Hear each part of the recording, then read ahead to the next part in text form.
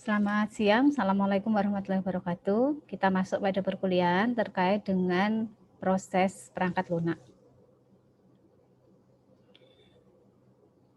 Beberapa topik yang dibahas dalam perkuliahan ini, yang pertama adalah tentang model proses perangkat lunak, kemudian aktivitas proses, bagaimana jika ada perubahan, dan improvement tentang proses.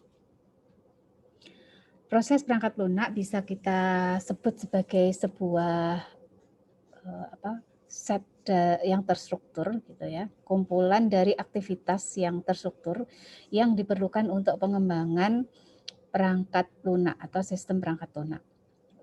Beberapa proses perangkat lunak yang berbeda itu meliputi adalah spesifikasi, itu mendefinisikan apa yang seharusnya dilakukan oleh sistem, kemudian desain dan implementasi, di mana ini adalah mendefinisikan organisasi dari sistem dan juga implementasi dari sistem tersebut.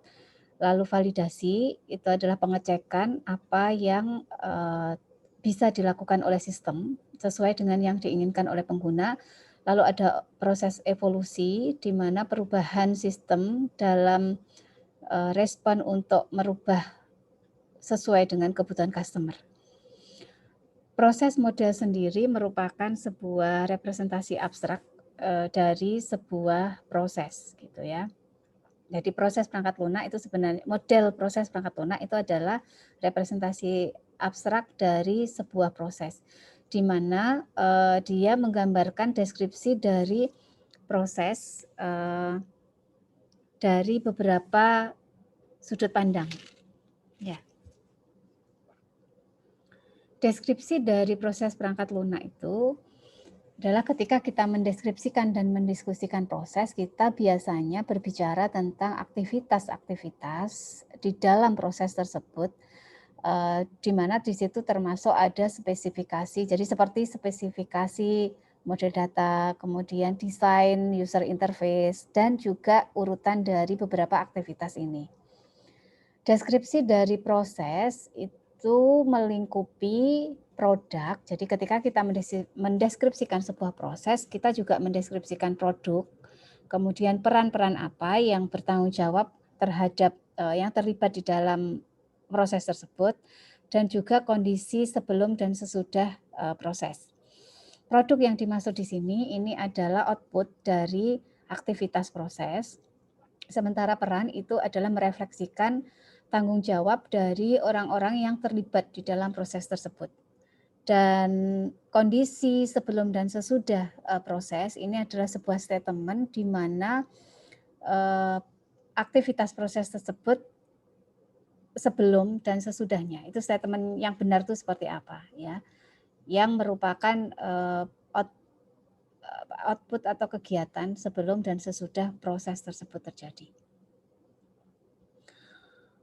Nah, secara garis besar ini ada dua proses ya, jadi plan driven sama agile gitu. Proses plan driven ini adalah sebuah proses di mana semua aktivitas proses tersebut itu terencana dengan baik, ya, terencana dengan baik dan progresnya itu diukur sesuai dengan perencanaan yang telah dilakukan.